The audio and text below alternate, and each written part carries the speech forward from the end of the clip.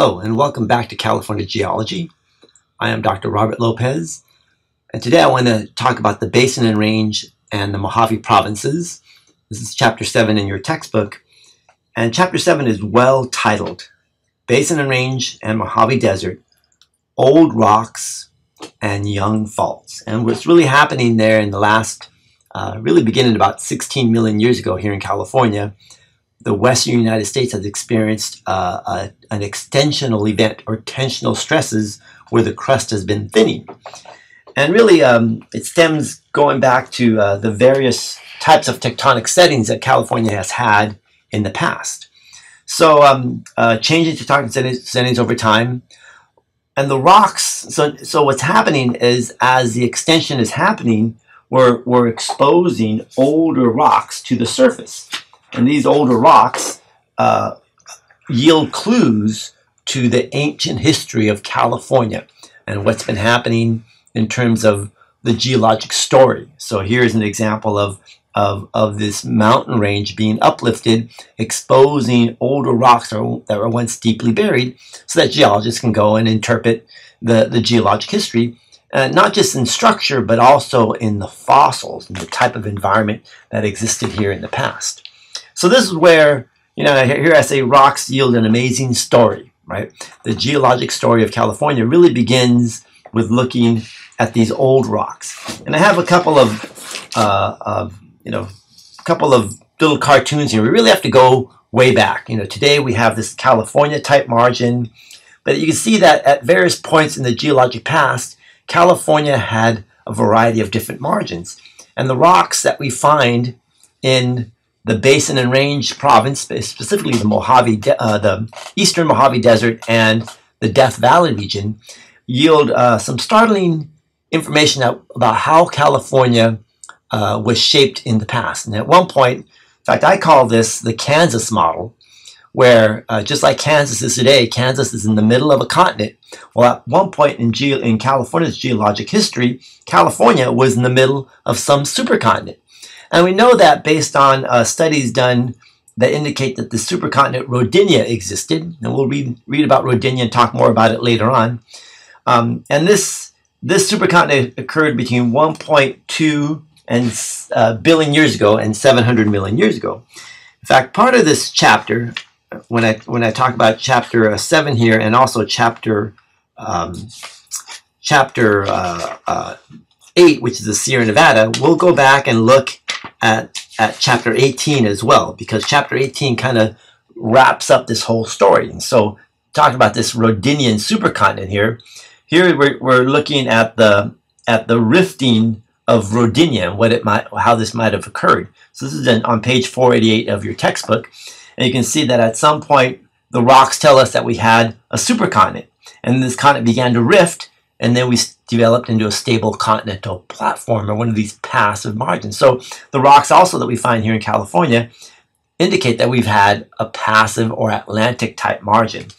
And this Rodinian supercontinent, we'll talk more about this figure. This is page 486 in your textbook in chapter 18, shows that you can see the Death Valley region right here. So in this representation, going back to about this has about 1 billion years ago, we see that North America, which was called Laurentia, geologists call it Laurentia back then, was up either against Australia or Antarctica, somewhere in here, right? So this was and so California was in the middle of the supercontinent. And eventually rifting occurs and we're going to form a passive margin. So that's our Atlantic type margin, maybe around 700 million years ago. In fact, there's important information we'll talk about, a rock formation we'll talk about today, that leads up to that, called the Pahrump group. And then at various points during the Mesozoic time, there were several accretion events where island arcs, like a Japan-style island arc, was attached to North America and disrupted this passive margin that we had during the Neoproterozoic and the Paleozoic time. Then as we're going farther along, we know that Mesozoic California was just like the Andes Mountains. So we call that an Andean type margin, where there was an ocean to continent convergence. We had the Franciscan Formation here forming in the Coast Ranges, metamorphic rocks here of blue schist, high pressure, low grade metamorphism. And then the batholith, Sierra batholith was forming here in the magmatic arc over here. And then when we start talking about the coast ranges, we see that it all got changed when the San Andreas fault developed, where we get this strike-slip type faulting. Like San Gregorio fault, San Andreas, Hayward, Calaveras faults. All those faults are that right lateral strike-slip motion. So it totally changes here in more recent time. Really, in the past 28 million years, all this started to develop. Now, when we look at the basin and range, here I say let's look at the extent of the basin and range. We see that, remember, Mesozoic California had compressional stress. Late Cenozoic California, we're going to have that shear or maybe even a tension. And if we look at the PowerPoint I have here, the Park Service calls a western Great Basin, or this area, the Great Basin, whereas geologists would call it the Basin and Range because of the type of faulting we see there. So it's pretty extensive, and it goes all the way up from Washington State into Idaho, here into the Salt Lake City area, the eastern Sierra Nevada, Mojave Desert. It goes down into the Sonoran Desert region, into New Mexico and the Rio Grande Rift. It actually extends into the states of Chihuahua and Sonora in Mexico. So it's quite extensive. Now, this basin and range faulting thins the continental crust. It's going to make the continental crust thinner, and this will lead to a crustal extension. And your book says that the basin and range extension, or the type of faulting, began about 40 million years ago in central Nevada. And what we need to emphasize here is that it has migrated both westward and eastward. So it starts at a central point and migrates out in both directions, right?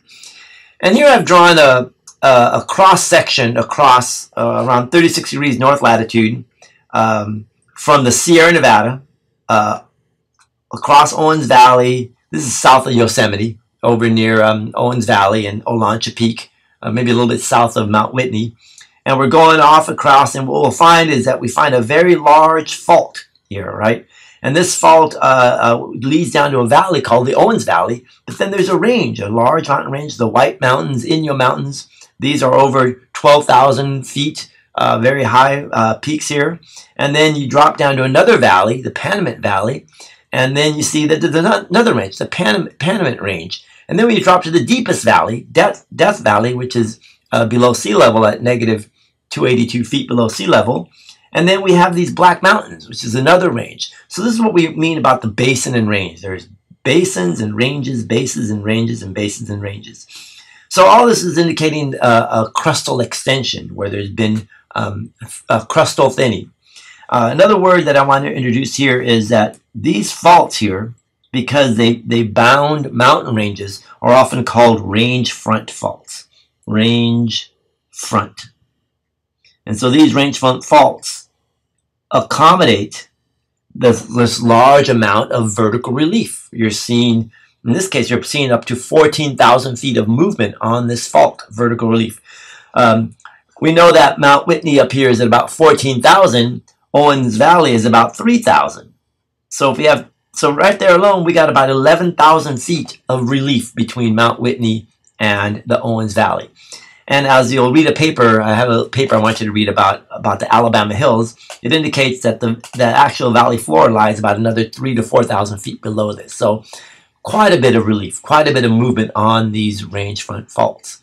Now, this is an important figure that I also draw in here. I'd like you to know at least 3 prominent valleys in the basin and range. And the 3 I want you to know about are Owens Valley, Panamint Valley, and Death Valley. And in terms of mountain ranges, we have the White Inyo Mountains, the Panamint Range, and the Black Mountains are good ones to know about as well. Again, these are occurring along a transect between the Sierra Nevada out towards Death Valley.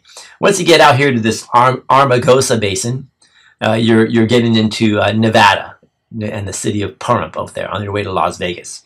So know this figure here, because I think I asked you to redraw this figure in the study questions.